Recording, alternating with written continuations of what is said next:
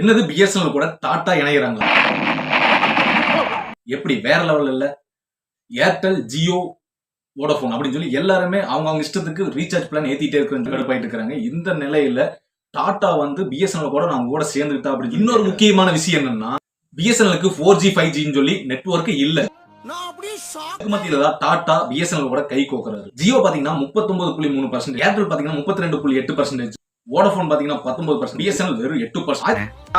1995லயே telephone direct network கொண்டு வந்தாங்க. அப்ப பாத்தீங்கன்னா பிபிஎல், எஸ்ஆர், அப்புறம் ஏர்டெல் இருந்துச்சு. இதுல பாத்தீங்கன்னா இப்போதைக்கு ஏர்டெல் மட்டும் தான் இருக்குது. அந்த பழைய கம்பெனில காணாம போயிருச்சு. பிஎஸ்என்எல் இருந்துச்சு. பிஎஸ்என்எல் அந்த அளவுக்கு டஃப் கொடுக்கல. ஆனா 2002ல வேற லெவல் என்ட்ரி கொடுக்குறாங்க டெலிபோன் டைரக்டருக்கு மட்டும், லேண்ட்லைனுக்கு. அப்ப பாத்தீங்கன்னா இருக்கிற மார்க்கெட்டிங்ல எல்லா போன்லயுமே அவுட் கோயிங் ரீசார்ஜ் பண்ணாத போய் இன்கமிங் கால் ரீசார்ஜ் பண்ணி தான் ஆகணும். அப்ப பாத்தீங்கன்னா பிஎஸ்என்எல் வேற லெவல் டஃப் கொடுத்து இன்கமிங் கால் ஃப்ரீன்னு சொல்லி கொடுக்குறாங்க. இந்தியால எங்க போன் பேசணும்னாலும் ரோமிங் ஆகும் வெளி மாநிலங்களுக்கு. ஆனா பிஎஸ்என்எல் மட்டும் ரோமிங் இல்ல. அதனாலதான் பிஎஸ்என்எல் நிறைய பேர் யூஸ் பண்ணாங்க.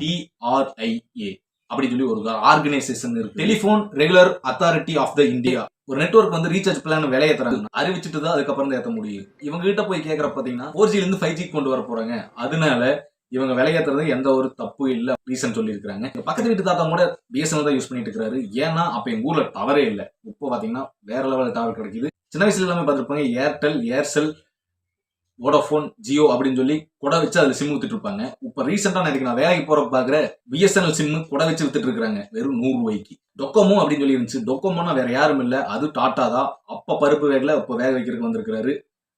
தாத்தா வர்றாரு, சதுர விட போறாரு.